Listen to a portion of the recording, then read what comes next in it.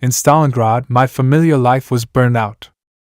I saw cowardly generals, doctors receiving rations for their patients and eating them, priests giving their last blessing and immediately groping the pockets of a dying man to see if he had anything left to eat or smoke. In other words, the whole civilized world in which I was born and grew up burned down for me in Stalingrad. In that I got out of the encirclement, contributed Paulus.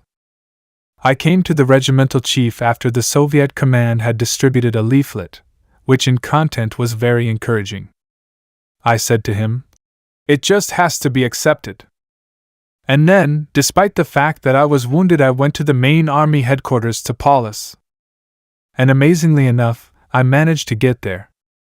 I asked if there was any hope that we would get out, because my soldiers didn't want to stay and wait to be shot. Then Paulus went to the map and said, "Captain, that's easy for you to say. You nobly treat the enemy, but we here have to fulfill the orders of Hitler's main headquarters, and we have no chance to get through.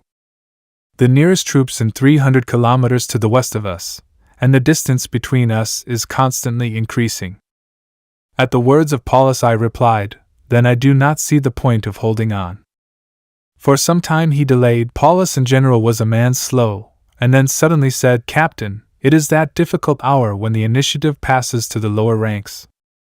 At first I just did not understand, but suddenly it dawned on me, and I saw that all the gentlemen generals sitting there together, afraid to surrender and thereby violate the Führer's order.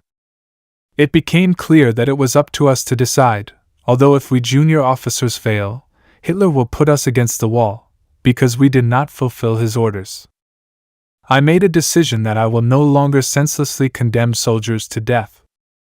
I reported this to General Paulus the next day. He became Field Marshal. "Mr.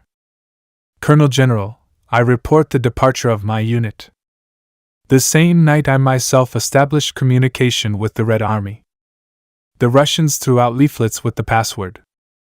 At night I crawled over to the other side, shouting the password all the time. Frankly speaking, my heart was beating a lot, because I imagined that there, on the other side, stood an 18-year-old Red Army soldier, ready to immediately put a bullet in me from his machine gun.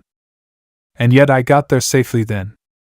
They sent for the colonel and the interpreter. I said we all wanted to surrender. We discussed the details of the surrender. Within an hour, everyone was to come with their hands up, unarmed.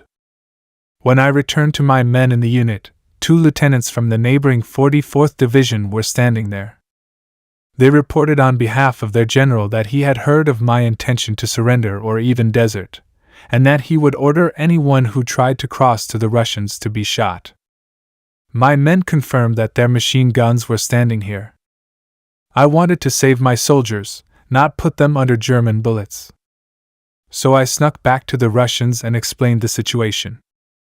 "Since there is such a danger, we can't come to you with our hands up, but you can come to our positions on the edge of the ravine.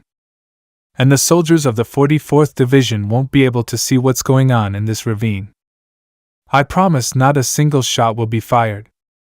So the Russians could take us prisoner right at our position where we were lying entrenched in the snow. This is what happened. Early in the morning, as soon as it began to get light, the Red Army came. We put all our weapons in a pile and capitulated.